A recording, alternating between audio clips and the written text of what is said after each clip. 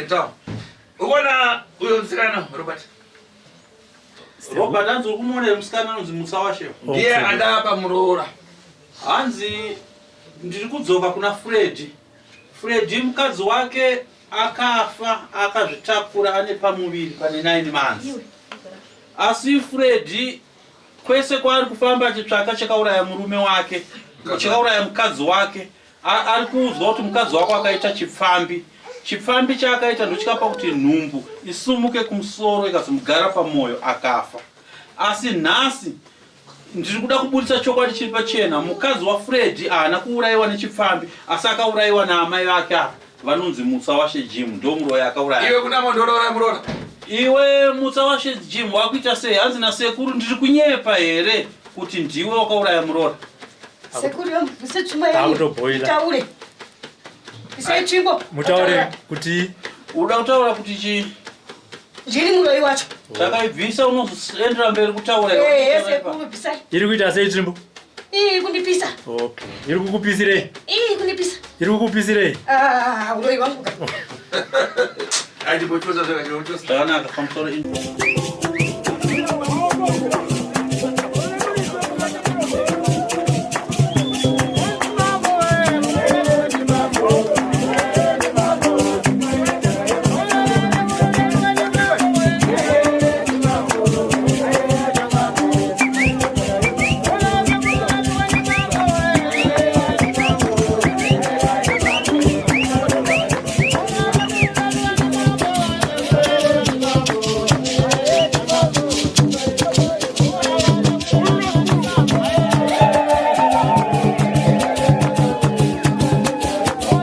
Thank you for tuning in to Zim News Beat TV with Robert Tapfumani.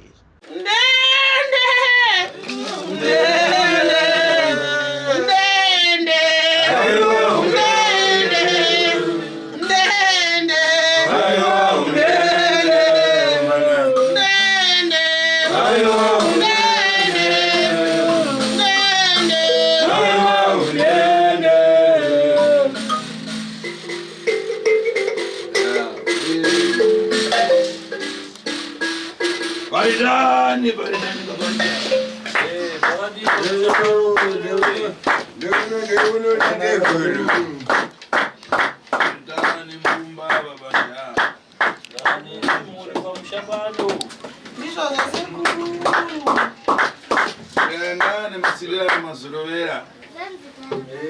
ndaona mazuvano vazukuru mamatondikanganwa chokwadi kutozorora chaiko kutadza kurangarira kuti natateguru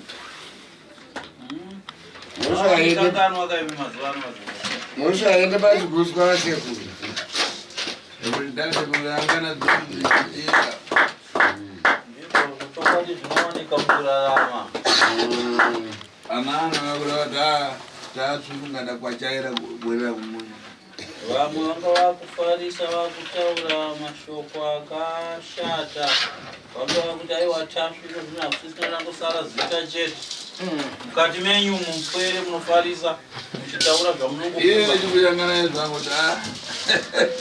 Iye hangu chikutarisai ndakavhura nzeve dzangu ndichiteerera zvamunenge muchitaura mukudhakwa. Kuti vantu vazorovera. Ndino ndichitokuona yangu kuti majairira zvinhu zvisina basa zvisina tsika neunhu. Zvive kuipa. Hazvina chakaipa zvinowanika kupwere. Muntu anopika nyama inaka asonapika piripiri.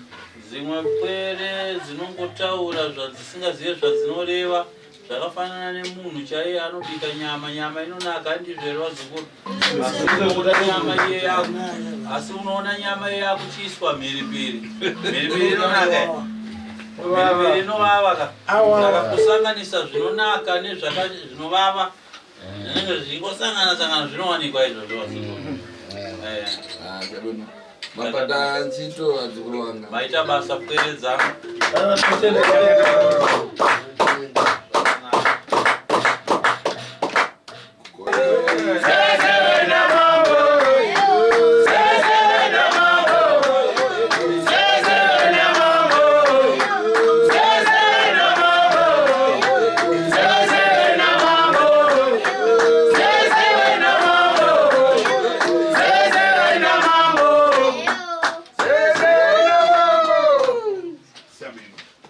Zvakanaka ndinokuchenja iwe. Hapa wana gani? Hapa. Kana mpaka imenyera mazipanza aka. Mvero mtakwaza kutapita kutapita.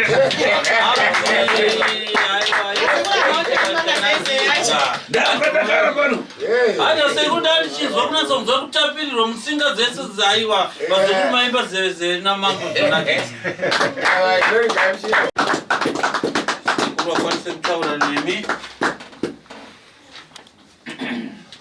Kuridane kwa majoka nzukuru. Anzi kwakadii kwa mava.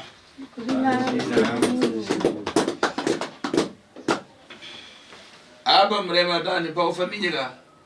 Makamira sei muri imwe rapa. Hawa uye ndo wanaziwa dambo bwera hao. Anzi ndaziva vaviri ava.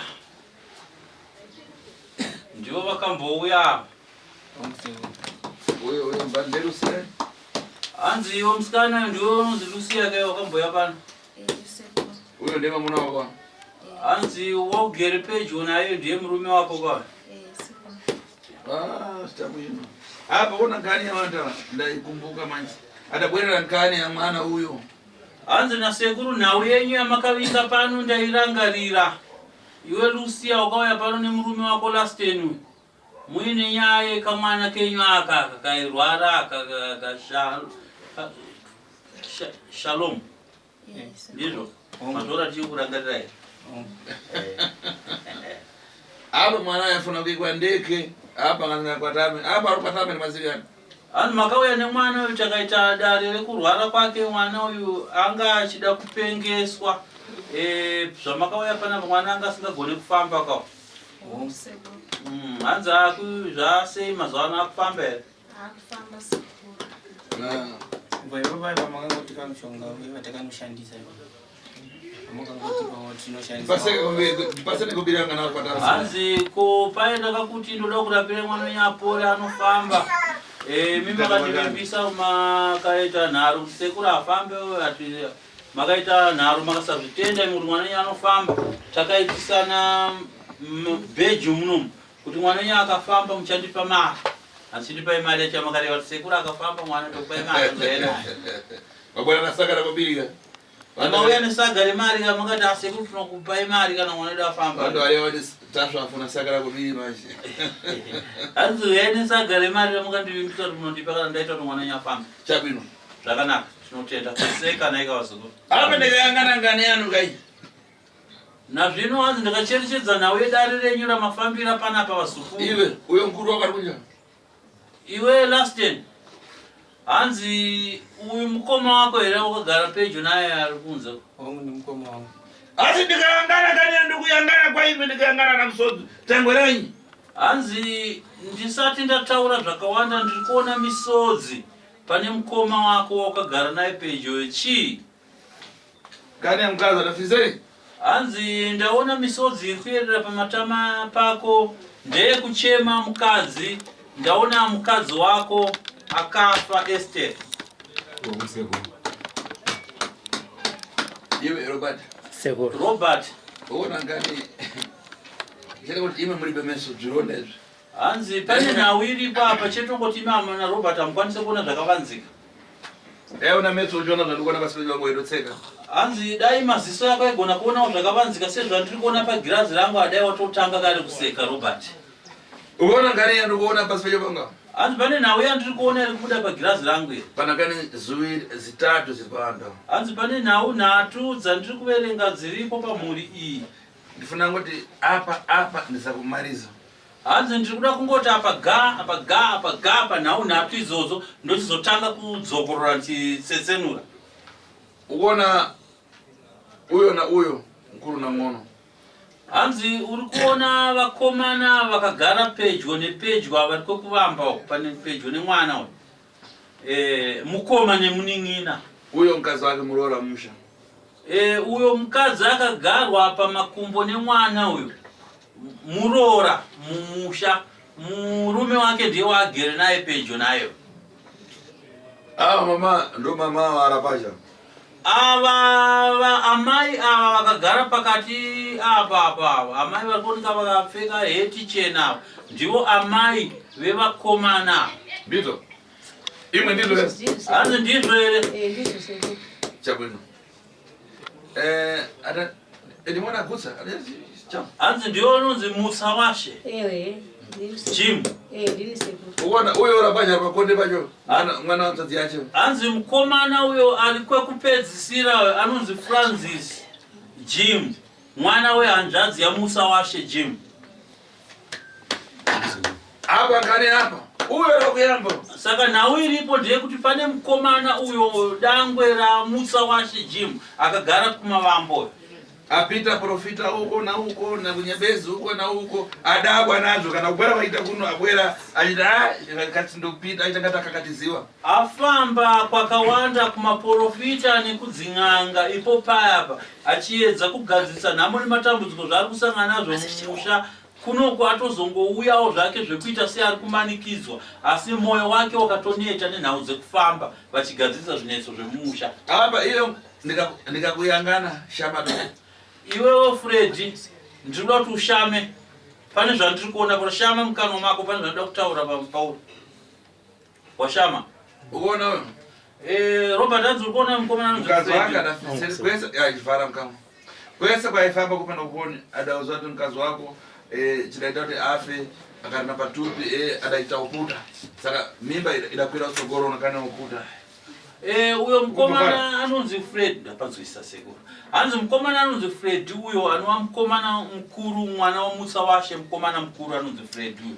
Aneta kufamba kuvaprofita nekun'anga dzinodudzira achitsvaka kuti chii chakauraya mukadzi wake. Saka kwese kwaifamba achiudzwa kuti mukadzi wake akafa nekuda kwenhumbu. Nhumbu yake yakakwira kumusoro pashure pekunge mukadzi uyu aita chihure. Chokwadi.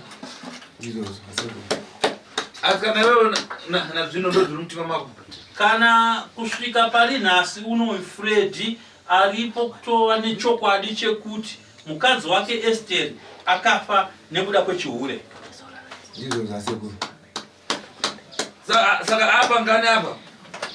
Saka pane nhau iripo yandambotaura panapa ndichiti dai maiona zvakavanzika dai mutitoseka. Uona awo mama watsopana kudwara. Hanzi kutaura kuno vana vachanyanya kuvasumudza kuti vabve kumusha kwavo kuchidika mwedzi kuya kuno inhau yekuti amai wavo Musawashe uyu ari kurwara. Asi mungamuona semungadamuona ngemudara simba. Asi kana makamutarisa munoona semutano seasiri kurwara Musawashe uyu. Ine aona vadabwera ndamukonza ndiribokonza dzana munhu. Asi pakauya Lasten na Lucia nemwana Shalom achirwara pano. Handina kutaura matare mazhinji kana kuvaudza kuti muroi wavo ndiani. Chandakaita ndakangogadzira mishonga yangu yekurapa mwana. Iwe Shalom. Tandikataira ino.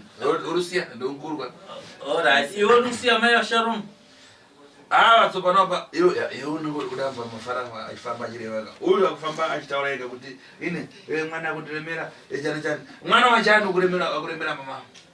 Naiwe Lucia ndoda kuti undibatsire nekuti iwe ndiwe unogara naamwene vako aMusawashe. Naika ndaoneko zvino Musawashe ari kurwara. Kurwara kwake ari kufamba achingotaura wega kuti mwana wandakabereka kumusana uko ari kundiremera. Mwana wandakabereka kumusana ari kundiremera. Chii chiri kuitika? Mwana Rudzi ari kutaura naamwene wako ava kuti mwana wandakabereka kumusana ari kundiremera. Mama vakangotanga isusu patakabva kuno patakashandisa mushonga. Saka sekuru awana kutiudza kuti mama ndo akukonzeresa kumwana. Saka patakapedza kuushandisa mama ndo paakatanga kungoti mwana wangu kune mwana kundiremera kumusana uko. Ndikuremerewa ndikuremerewa. Saka imwe ndipamutaza panga fara kuti tipitene kwa data ndiziwa penangu ungabatsirike. Saka handekupi kwa sekuru tasho patakabatsirwa kuti mwana kuti azofamba ndokwatazoya nawo kuno kunasi. Chabwino. Zvakanaka. Iwe Musawashe Jim. Sekuru. Então, wewe uri kudwara. Asi ine ndiri kukupata pankani ya ufiti. Hongu ndiri kuzviona kuti iwe uri kurwara. Asi ndisati ndakwanisa kusvika apa kududzira kuti chiita kurwarisa chekutanga iwewe ndiri kukubata panhau yeuroyi uri kunetsa mumhuri yako. Uri muroyi? Kana sekuru. Nawo fiti. Uri kuti kana kudi uri kuramba kuti hausi muroyi? Handisi muroyi sekuru. Chabwino. Zvakanaka. Ine ndopanoyambira chiti anga kuti tatsva. Zvakanaka, hanzi nasekuru ini ndopanotangira basa rangu ipapa vanhu vanoita nharo vanoramba. Ndopanoyambira kuti tatsva. Ndopanotangira kuti tasve panotanga kuti unyanzvi wangu kutasvura ipapa. Ndiripe ndoto bigi masiku ya. Hanzi mazuva ano handichashandisa sayangwani. Iya ndakushandisa nyandu. Ndakushandisa imwe tsvimbo diki inonzi nyandu. Ukamba maukonzo kuti kweyani kunyandu ai. Makanzwa ndakushedzera kuti nyandu ngaite basa. Aiwa handiperere panzira ndinoita basa kusvika wegani wapupura chokwadi. Jinda. Ramuka uje ndoto pamunyendo. Zvakanaka tateguru. Ndapiwa tsvimbo yasekuru inonzi nyandu. Mutsa washe. Imi mune mwana. Garai makanditarisa. Iwewe mutsa washe. Ndatumwa nasekuru kuti nditsvete pamakumbo pako. Tsvimbo yasekuru inonzi nyandu. Idiki kana chiona. Wenda vanoserenga bude panooneka. Iwo kawanda kusera nzoya pachena panooneka. Wedzere paragondi. Risera kadaro. Vakadari. Saka mutsa washe. Uri kuramba kuna sekuru kuti hausi muroyi? Ndisi. Zvanzi nasekuru ndiise tsvimbo yavo iyi pamakumbo pako sezvizvi. Zvakanaka. Ndaisa tsvimbo tateguru. Ndono yandaikira apo mpore panankani ndichoka mazi. Kumwana wako wakuyamba. Hanzi nauya apa kuti nditsvete tsvimbo yangu pamakumbo pako ndeyekuti pane nhoroondo irimo yakavanzika iri mukati memusha iri kubuda pagirazi rangu. Ngani arapazho wakuyamba. Imwe muda wewe ukonya muno nakasiyama kuti kwese kuendwa ndikupatwa lini kwese kuendwa ndikupatwa lini wana ndakuza ndiwe ndio fiti ai wewe yokana ndando kupatwa lini ndio ukana ndofika kukaro mutambarazo nachita kwa ine deli. Nauya ndikuda kutsanangura iyi inhau yekuti pauri papo mutsa washe hana yako iri kurova nekuti mhuri yako kwese kwayafamba kumaprofita vachiba nhau iyi haisi kugona kubudiswa pachena. Asi nhasi ini sateteguru tasva ndini kuda kubudisa pachena chakavanzika chiripo chauri kuita iwe kumhuri yako.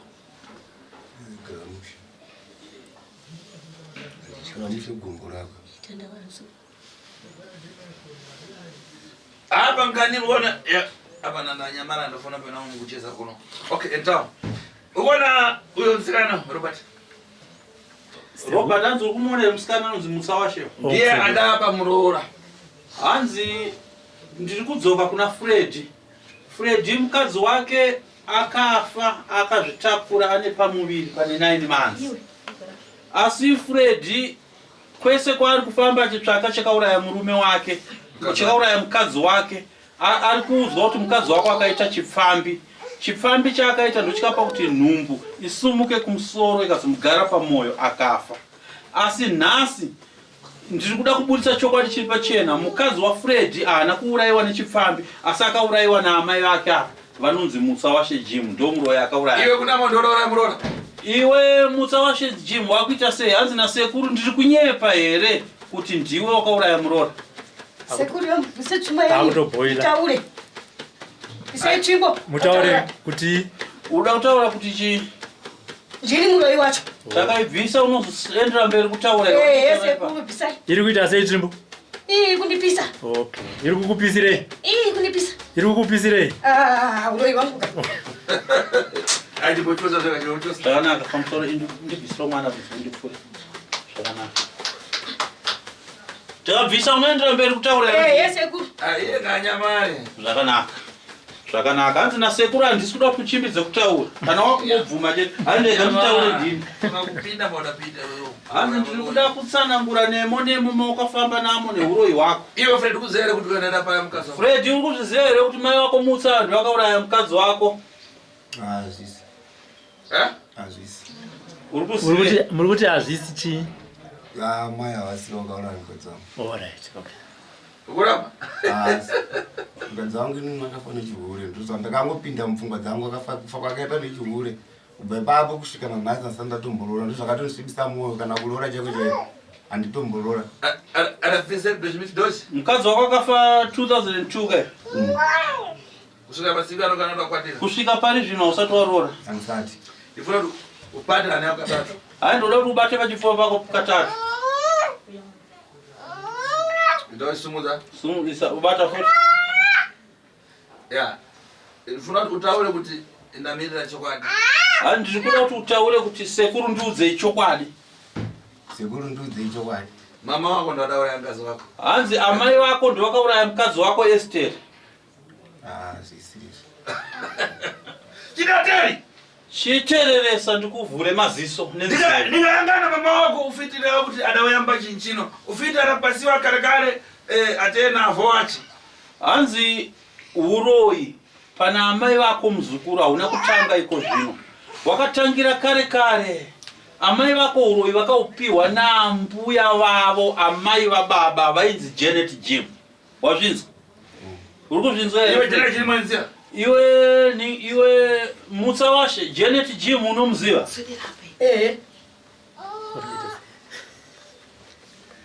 apa ndikayangana nganini ndemunhu ada kupasa ufiti iwe ndifuna kuti ubwerere kumambuyo ndifuna kureva zvakachita kumambuyo hanzi zvakanaka iwewe mutsa washe Jim ndiri kuda kuti ndikurangaridze kumashure uku zvaukabvira kare kuita kumashure Freddy ndiyo ndoda kuti utererese unzwe uchi kutondera mama wako kare kare mkazi wako akarina patupi uchiri kurangarira here muna 2002 mkazi wako asati afa aine pamiri angoita aita 3 months dzekuzvitakura mama wako ada kumandari wewe pane chiitiko chakaitika iwe ukatumwa kubva pamba naamai vako ukandinyamura singo litiri yamazi amai vako vakakuti takura 5 liters yemvura ubve pamba upite patemba vakakuyanganisa mutengo waifuna kuti upite vakakurayiridza kuti enda pasango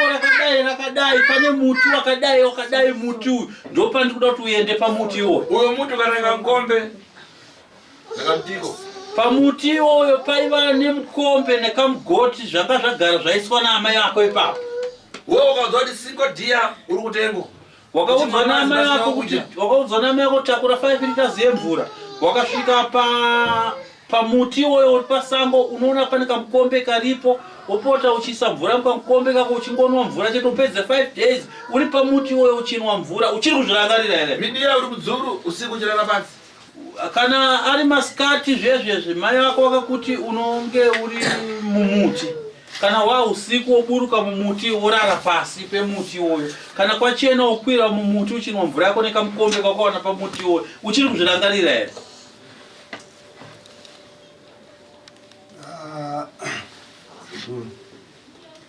babu ndakuzvirangarira kana kapata pazvinhu izvi zvinoita kuti kaite sokapata hanzi kanhu ukakaisa apa pasitendi apa apa tikanobatira apasi kakaita stress ipo panandaisa panita chikutochiita wewe uda uziya wewe ona ngani yaitira mama wako uona uyo rapazha kuti dzenga benzo uri kuona pane nhau yakaitirwa naamai vako wati uri kuzvirangarira zvekuti amai vako vakakutuma kuti takura 5 liters yemvura uende pasango pakati pane muti uripo ukasvika unoona pane mukombe nemugoti zviri padzinde wakasvika upedze 5 days uri papo uchinwa mvura nemukombe wakanzi kana yamasikati unorarama wakakwira mumuti kana kwadoka uburuka padzinde pemuti uchirara ipapo for 5 days uchiri kuzvirangarira zvawakatumwa naamai vako kuti uite apa ndakuzvirangarira wakandituma ndakaenda ndaingotusa mai vangu vanorapa baba wangu waimboita sei waimborapa saka wakandituma wewe ukaudzwa kuti siku yakumalizira kufuna kukwatira makwati uku na uku kuburuka kubereka musana wakaudzwa kuti musi wechi5 kana wakwana wakuchida kuya kumba utora dombo wokwatura makwati epamuti iwoyo kumadokero nokumabvazuva wosungirira kumusana wouya naye makwati acho ndo zvakaudzwa here wongusekuru apa rapachidzowe ngani yachitika chitereresa unzwe chakavanzika chiripo panawe icho chakagonya gumbo icho hanzi uri kuona here mukomana akagara kwekupedzisira anonzi Francis uyo akapeta gumbo apa kona vesa hanzi kana akataura ateereri anoteerera chipfecho icho hanzi zviripo ndezvekuti chero iwe ukamudza chimwe chinhu hakuteerera anoteerera zvinotaura nechembere kagara pedyo pake asi apa wanzi achitobvunza kuti uya tichi but audzwa ari padhuza Ndofunga watombozvinzwa baba vachiudziwa kuti ita zvakati ari kuramba saka udzwa neari pedyo mbuya wake tete wake ari kubvuma. Vese varora vachi uyu mkazi uyo parapandira kusango alatengwa mankwara kuikwa panhengo yake mkazi wache. Iyo uyo rapazho kuikwa mankwara panhengo yake. Vantu vanobva vasanganisa ndobva vaita bonderesa. Tipeti zvisiri kuzve. Ndapedza kuseka. Hanzi nasekuru.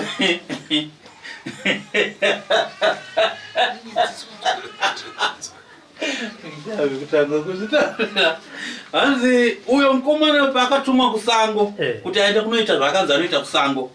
Amai ava vakasara vachitora mukadzi wake uyu Murora mukadzi waFred akasara vachitorwa naamai ava. Amai ava ndobva vatora mushonga ndobva vaisa panhengo yesikarudzi rwemukadzi waFred ainzi Esther anga akazvitakura pamuviri pe 3 months. Ndobva vamuzora mushonga panhengo yake sikarudzi. Ndobva vatora uyu mukomana anonzi Francis mwana wehanzvadzi yavo uyu. Ndobva vamuzora zvekare mushonga panhengo yake sikarudzi. Ndobva vati raranai itai bonde. Vandabva vaita bonde. Uyu Francis ndobva atoita bonde naEsther mukadzi waFred. Kani yezvitira uyu mangwana napasi vaye arapaswa mangwana kuti vana vake vachizozvara zvawana zvimadhamdhamu kana kuyangana chimwana chidhamdhamu kai. Izvi zvakaitika izvi zvekuti mukadzi waFred asanganiswe naFrancis muzukuru waMusa Washe. Yanga iri nhau yekuti Musa Washe anga nemushonga wake wekuti vana vake ava varege kuzvara vana vakakwana. Vana vake vazvare zvivana zvimadzemwa kufanana nezvikatoitika pamwana uyu akazvarwa ari dzemwa riri ruwe asingafambe akangorasika so. Ndo zvaakazviitira kuti uyu muzukuru wake anonzi Francis azorwa mushonga, murora wake mukadzi waFred ozorwa mushonga ponzi raranai itai bonde, aitira kuti mwana aizoberekwa munhumbu yanga yakatakurwa aberekwe mwana ari ruwe. Fred akumtarisa kuti sakarara mkasangu. Fred chirega kutarisisa sekuru wako nesisu. Muri matare muri kubatsirwa.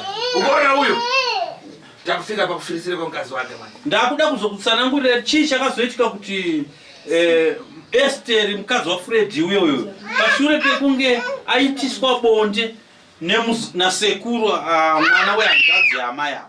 Chakazopa kuti Esther azofa ndotoda kutsanangura. Gadarafe angauda kuurura manje kuti ine ndagoneswa na uyu. Saka uyu amweni akazvaona kuti uyu munhu akuda kuchenjera. Saka Esther mukadzi waFred akazosvika panguva yekuvhurika akazoda kuchitaura chokwadi kuti amwene vakamuraranisa nasekuru Francis. Saka amwene pavakazviona kuti zvandakaita zvekuraranisa Esther na Francis zvakuda kuchiburitswa pachena ndipo vakazoromberera zvikwambo zvavo vakazvituma zvakauraya Esther akazofa akunzi aiwa akaita chihure asi chanchisiri chihure inhawe yekuti anga akuda kududzira gure ranga rikaitwa naamwene wake. Uona kana narero uona ako kana pachikati pakati kubata musoro. Nazvino ndine mukomana ari pakati ari kubata musoro anonzi Lasten baba waShalom. Iwe umbodani chitokoromo. Lasten hanzi auite zvechrome here aushande basa rekuenda kumaine chrome here. Anemboenda zvikoromo. Waenda makoromo. Waimboenda kumaChrome. Uona iyo Robert Cherere Sound. Akakamkazi kadika uona katasa basi. Hanzi urikuona uyu murora wamusa mukadzi waLasten uyu anonzi Lucia akadoroka. Uyo padaendesa wakoromo pomwe achiendesa wakoromo uyo adagona naye pomwe. Hanzi Lasten paibuda pamba achienda kubasa kuChrome. Uyu Lucia uyu akazorwa pomwe mangwana. Akazorwa futi mushonga kusinhengo yake yesikarudzi. Akararaniswa zvekare naFrancis. Uyo mimba angana vana mama. Uyu Lucia paakazorwa mushonga wekuti ararwe naye na Francis anga akazvitakura pamuviri paShalom paine 1 month. Ungavara? Murunzwiza? Ndikutinzwa sekuru. Saka uyo tatingadzonga kafani chiule muli ndima kalengedzwa wangu imimi.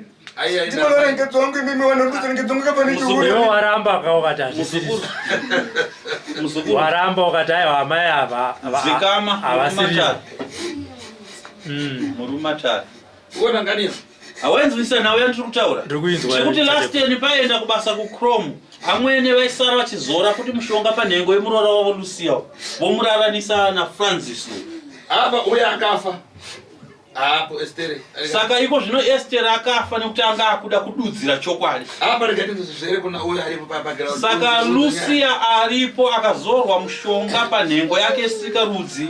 Francis akazorwa mushonga wakanzirara naye vakararana. Saka hatisi kuda kungoti sekuru vatsanangure chete. Hanzi na sekuru ada kuti Lucia ambotudzawo chokwadi zvizere zvakaitika pakati pake Lucia naamwene wake Musawashe na sekuru wake Francis. Lucia na sekuru mboti tsanangurira kuti usachanza zvuraye nekuti murume atari wacheketwa na sekuru. Ungatya kakuti pamwe ungafese zvikaita Esther. Tsanangura. Mama wakati tora inini. Taurisa sekuru vari kure.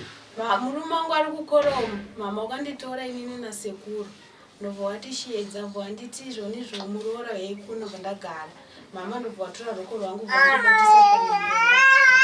Vakubatisa sekuru watanga mushonga watanga kundizora zasi kubazora futi sekuru. Ndakatanga kuona sekuru. Ndakatanga na sekuru. Abana kana jane utomboziwa kuti ndikurara na sekuru bana kana chete mbondo nekuda kwemushonga yawo yankakandizora. Wakanzipisa hembe. Vakakushedza kuti murora yakuno. Ndokuti pisa hembe. Ipapo vasati vabata nemushonga yako vachikuti pisa hembe. Zvizva kwaya mupfungwa mako. Nengotondo zvirimusha. Sekuru ndokuuya akatanga kuuya ndiani? Tisina sekuru takangoenda pamwe chete. Sekuru wanga uri musho. Iwe uri musho. Amwene wanga wakapfeka. Ndobva watora mushonga. Ndobva vaita sei? Panhengo yako. Ndobva uchiona ndobva vazora futi sekuru. Ndobva maita bonde. Alright. Ndizvo here sekuru Francis?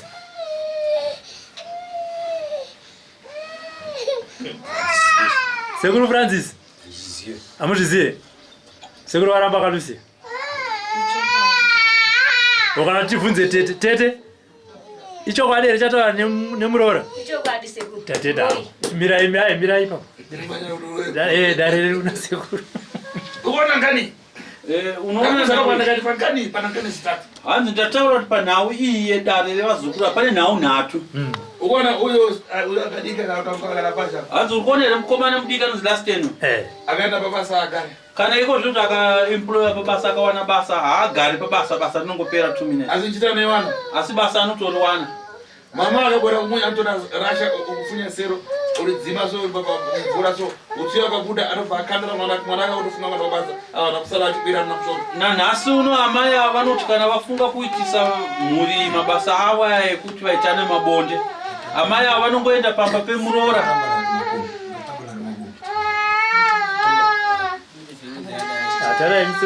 Hanzi amai ava kana vafunga mabasa avo ekuti vari kuda kuti Francis na Lucia vaitise bonde ka vanongoenda pamba paLucia paipapo vosvika vogara kumoto voti nhasi ndinoda kubika votora rasha remoto voti mwaya mvura rodzima pakudzima paipapo vatinopfumbuka hutsi vanhu vanobata hutsi rene ruoko rwavo kanta kuna Lasten nguva yanobva atobatwa nepfungwa dzokutoenda kubasa kuChrome vototi handambobuda kuenda kubasa Musawashe usara achiti zvangu zvaita woshedza muroora womuti Lucia uya kuno woshedza Francis womuti uya kuno wovazora futi wovati itai voita ndoupenyu hwavari kurarama vachitoitiswa naMusawashe.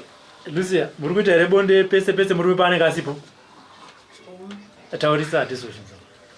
Usanyare muzukuru tadudzira pachena zviripo. Haisi mhosva yako. Haisi pana mhosva yako. Ndizvo here amwene? Chokwadi ichocho. Alright. Shuwa mai. Shuwa mai. Kutoka kutedzera ichiko naye mai. Hapana. Shuwa mai. Kuza mungatotiita uku. Kana mwana wekuti uzvare basa penyu mimi asingafambe mwana uyu asina kufamba manje mashama ndimoita sei dabasina kuya kunoku achigadzira mushonga maibvuma kuya kunoku mimi nabva makuya kuno mimi Unebvuma kuya kuna nati twambe ni mudzi agale musho. Kumba chako chako antika nakaenda kubva atomutera kuti ujisadza kutomutera kuti ujisadza. Akangomutsamanda atomutera kuti akuno. Kutomutera kugara naye so pamba saka singaloli. Apa tomukosha amaya kuti chanti kuti zvakanaka anzi zvinoda kumbobvunza musawashi kuti chii chachingonyanya kuitika pamabasa ako aurikuita uri kumbobhenefita chii chinangwa chakuzviitira chii? Hapana sekuru. Uroi chete uri. zvichite kupomboresa vanhu. Anzi uroi wacho unokupa kuti potochitisa bonde vana kuti vazvare vana marengwa so. Anzi munowana chii? Hapana chanowana. Chinangwa chako ndechei? Zvangofana nenjuga. Nozvanjuga zvainoita. Win and lose. Ajuka ka unowina kaenda kumbani something. Aiwa, win and lose. Ega, saka imimi apa muri kuwina. Lose. Azvite. Muchamba muchizvita? Asi alright, maizvita kuti mugowina chi? Hapana. Aiwa. Ndimataura nyaya njuka. Njuka unochiita kuti ndiwini ndiende kumbani something. Wobva wajikiwa. Saka tiri kuti muri kuti maijikiwa. Saka maida kuwina chi? Hapana enda kuwina uroi chete. Uroi chete. Kopa kungoramba kongochiita paipa vamvura mbere. Tangoramba kaseko. Mani mandipisa. Uroi. Apa nawo uzomangara vangadara kuti vandikota kuti wabata uroi. Nauye munhu mudare handidi kuti udaire zvinhu zvausingazive. Wakumba utangonetsa nevana wakuendera vana kumatare. Nyaya yako iri pachena. Aiwa pachena zvinokuda ndinawo shuwa ndinawo. Mambo wenyu ndiani? Mambo wenyu ndiani? Chipi chiweshi. Anodzera kuti uroya. Chipi chiweshi vanozvizera kuti unoroya. Ameni vakangozviziva ameni ipo.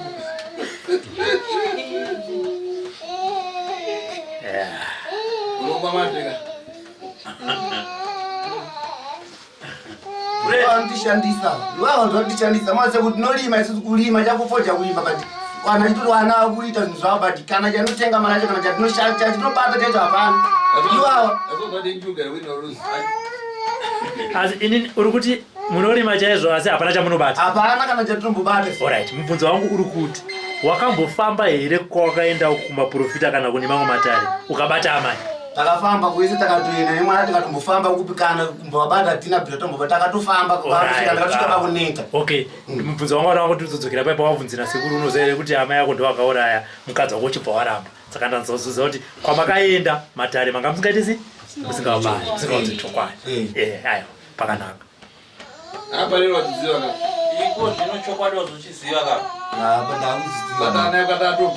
Bata ana yako katatu.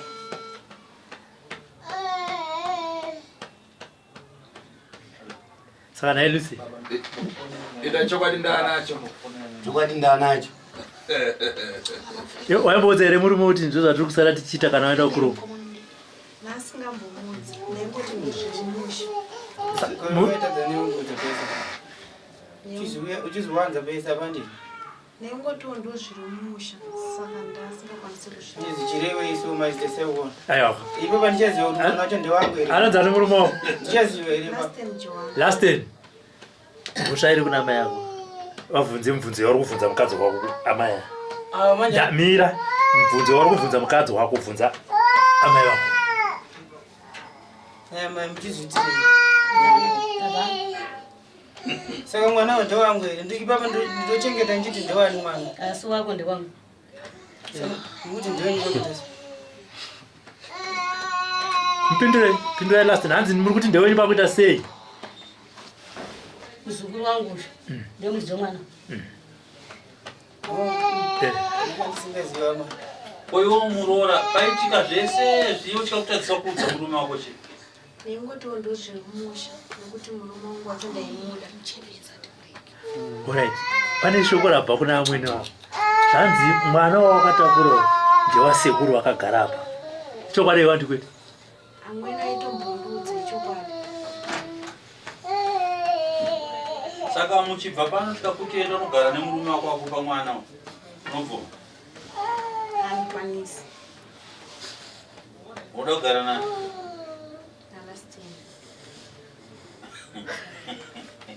Kumwana umeendesa na baba wake kugara mshana la tena. Wona kwa mimba. Huyo kumwana huyu uyangane mwezi na mimba.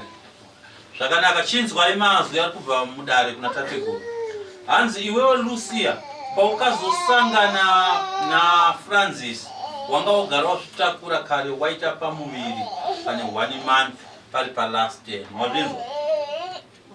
Kusanganiswa kwaukaitwa na Francis ndokwakakonzeresa kuti mwana azoberekwa asina kunatsa kukwana ari murwere, asingafambe ari rengwa sezvari.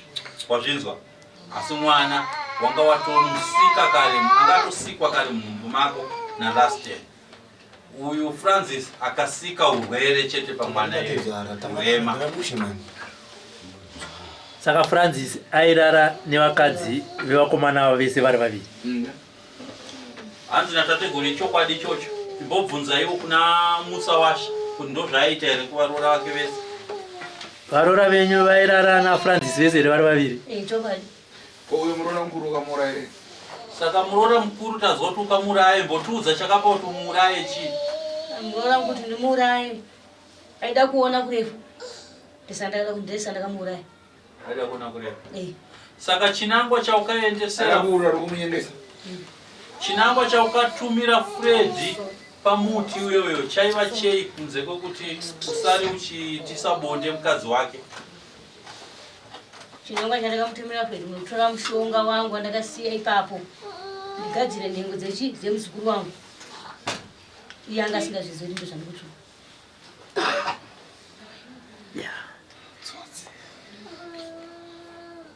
Abo mukwana chi manje kana chamunacho chi baba. Chamukwana chi kana chamunacho chi chamunacho. Science. Saka mukombe nekamugoti ongogara kwatosiya papo ndiwe? Robert. Tateguru. Zvasana ambuya vangu. Amai vababa. Hanzi dare ndombotisira ipapa Robert. Ndiri kupanzwa sekuru. Toda kuti tizoyangana siku tizomboenda pamutipo tikaona kankombe kana kangotiko. Hanzi toda tizotsvaga musi waticharonga kuti tizobva pano tizoenda kuchidika mwedzi. Toda kuti tiende pamuti wacho iwoyo wari kutaura kuti ndo akaitira mhiko dzake dzemushonga yake ipapo. Tonoparadza mushonga yake iri papo. Asi vasina kumbotiudza here kuti vakatanga sei? Tanzwa tateguru vachingotaura kuti pane kwahwakabva. Toda kunzwoka kubva kwavari kuti vakatanga sei ende pavakazoti ndashasha. Kutsogoro kumona ifunga kuti tikatora zvinhu zvacho ozotodza kuti izvi zvinhu zvakatanga so ichi ndaishandisa so ndaishandisa so. Okay, cheers. Achimbovabvunza yatinova titaurire matangiro akasvita. Naye mwene hanzi timbotiudzaiwo nekuudza vana venyu kuti vana vangu uroyi wamunoona wandanga ndinawo njuga yamataurai ndakatanga zvakadai. Sekuru pamusoro isekuru. Iwo usekuru. Ambuya vangu, amai vababa. Ndovaindipa midzi. Kuti handi tichiri kurapa vana. Tichiita zvimazimukea. Vana vakawanda ndichita zvimazimukea. Ndikada kufungidzira. 20. Vana ndichita zvimazimukea. Vari vana vana? Vana vechero yomunhu. Akangondibhova ndikamutarisa so. Aiwa mwana yeye nditazimukea. Saka waimuitisa sei? Waitanga wazora kuti mushonga panhengo yemuzukuru wako? Alright, iwe nambuya wako ndopanga basa ramaita? Alright, fambira mberi. Saka mbuya yangu ndobva ati muzukuru wangu ndoi mapambano ngochiita. Asi muti iwowo ndo wanofanira kuchitira basa rako muti wacho iwowo. Watousirwawo nambuya wako? Ndakasirwa nambuya. Saka uyu mwana anonzi Francis uyu wakamusirwa futi nambuya wako here kuti upote uchishandisa iyeyo. Sei ukasarudza Francis? Francis ndakamusarudza yeye babake vanga ndakamuraya babake. Ndosaka wakasarudza Francis senherera. Asi waurara na Francis. Iwewe aurarane na Francis? Andirare naye. Ndangobata pangu apa ndongudai. Muroora yakundoisa. Zvangu zvatoita zvitofambidzana ipa. Muri kuti imimi munobata nhengo yenyu? Ndoibatawo. Uyo wayani baba. Muroora yepamusoro. Saka zvinenge zvakutoite baba. Muroora na Francis munenge matovashandisira here mushonga? Ndatovashandisira mushonga. Mune maita sei? mushonga wangu ndikashandisa uyu rokeneketa sei ndichifamba ina wemukadzi magnet upaenda wemukadzi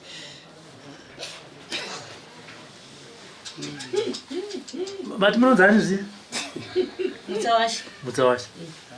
Izvi zvamuri kutaura izvi zvinoitika kana kuti maputa? Zvinoitika.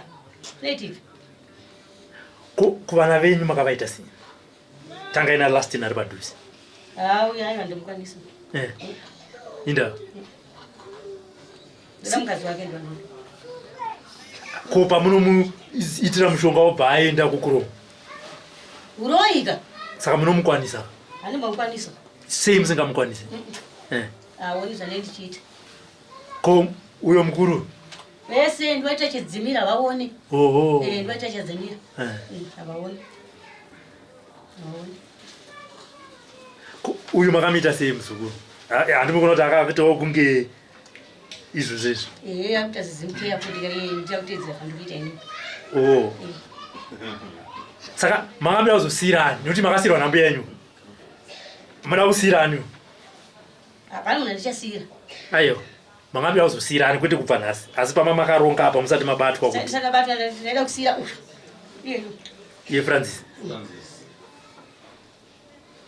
Ndaida zomutrena. Maida kuzomutrena. Saka zvimwe zvamunoita zvisiri zvevaroora nevana venyu ndezvipi? Nekuzoitisa vamwe vana mazimuke vemunharaunda. Mamwe mabasa ehuroi hwenyu. Mabasa ehuroi ndaitika kana ndikafamba murodi so. Kamwana kangoti kutseki gogo.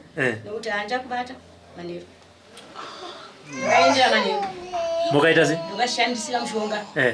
Kutanga kuti amai moto. Uri kupi? Mwana kuti achizimukira. Ndaenda. Maisi kupinda sei pamba pacho kana manero? Manero. Ndosvika kwavachibika sadza. Tisvikawo pano. Ndipewe mechisi. Vakamugamudzira machisa yayo vata. Ndaenda. Saka munotoone dzimba dzamunotoziva kuti apa izimke rangu apa izimke rangu. Idzo 20 dzamuri kutaura. Zvoti tikatoendai kumusha kwenyu sekuti tasvasvikaiko mune mutonongedzera kutoti amai tashu mwana wenyu uyo dhini. Alright. Saka zvamabatwa so manje makuda kuti uroi toita sei? Sekuri vauya here kumusha kana zvoperera pano? Ngavauye sekuri kumusha. Vaita sei? Vaoneka muti wacho waonere nawo. Ndakaisa zvinhu zvacho. Vanenge sekuru. Ubvisa. Saka wafunga kusunungura mhuri here?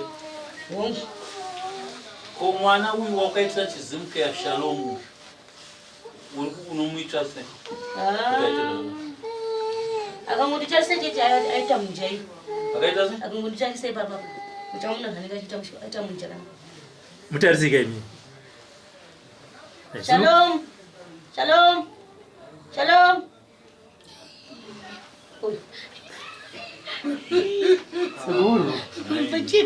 Seguro. Saka muri kuti mimi takaenda kumusha makanoshedza vana vese vakadai munogona kuvasunungura. Saka shoko rouya ikoko kuti tiri kuuya. Vese vane vana vari kurwara nezvakadai uyai pamusha pangu sekuru tacho vari kuuya. Pakanaka. Saka sekuru vanenge vakagara zvavo imi muchisunungura mega. Saka sekuru ndikumbira urege kune vana vangu sekuru ndikumbira urege mudzi vana vangu. Ndakaita izvi ndakavatadzira. Unokumbira kuna sekuru here unokumbira vana vako? Ndikakumbira kuna sekuru anotudza vana vangu handiteerera. Handima kakama kavabika.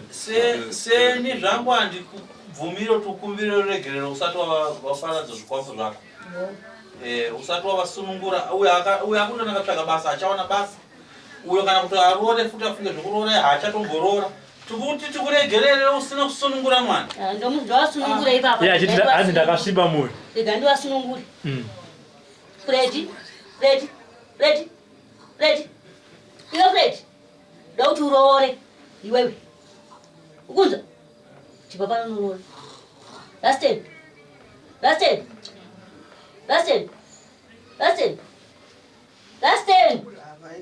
Ndauti uende kubasa. Mangwana ende kubasa last ten. Aende kubasa vanhu vasara chirikita nafuti. Aiwa ngaende kubasa. Kana aenda kubasa usara uchisanganisa. Ngaende kubasa nemukadzi wake andichavada kumba pangu. Kunza Rasten, uende kubasa nemukadzi wako. Muroora, uende kubasa. Nemurume wako. Saka naye Lucy. Tibatsirewo sebulu. Ndosaka mauya. Naye Lucy. Kana murume asipo umina sekuru Francis. Pausiku kana kuti maita bonde kangani? Pausiku. Saka kurati mukoma murume akagara kukroma achitsvaka basa 7 days. Zuva rega rega kaviri. Muzikava. Amfunga murume.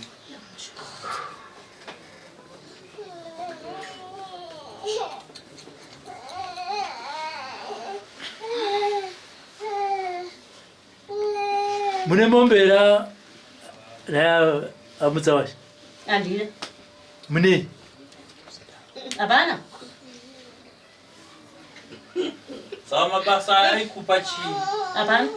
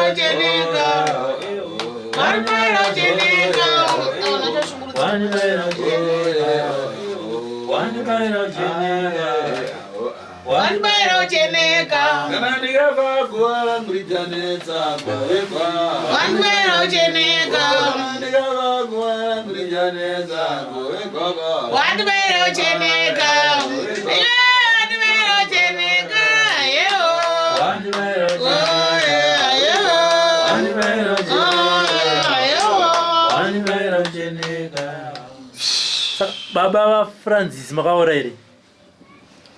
Baba Francis. Taiwidza na muti watewo. Taiwidza na muti. Saka kana manga muri vana vemunhu mumwe chete muchishandisa muti mumwe chete imi makazowana kupi wokuuraya hanzvadzi? Uyo mazva akaita manje. Akauya mumba ndobati hanzvadzi ndine nyota. Ati nyota akati Vananda tuma mwana wake kunotenga skati. Ye Francis u? Ndobauya naye. Saka ndobva ndatora mushonga ndobva ndaisa munhu nokufa kwaakaita. Kuri kuda kushandisa muti wemuri wani? Muti wemurume ka asikamukwanisi. Alright. Saka iye baba Francis muti uyu waiushandisawo chii? Ambuya achindipa muti iye anga aripo. Iye ndobva ati hana kutaura iwewe wataura inini ipapo.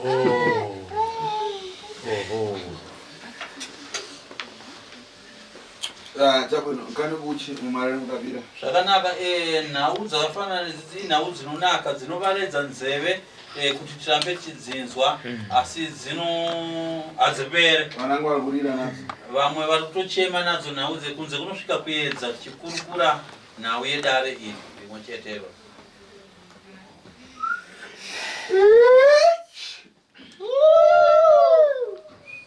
Ndifurata choka banza apa kubwera nangu kundingangana vana mangu aibanja baba.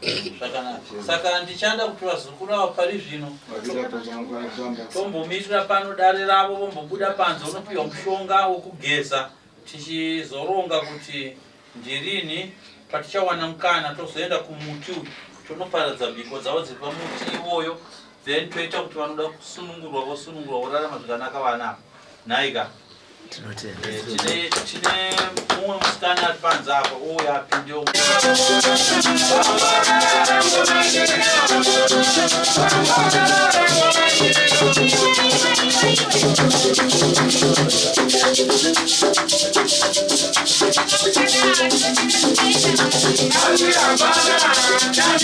I'm Hey!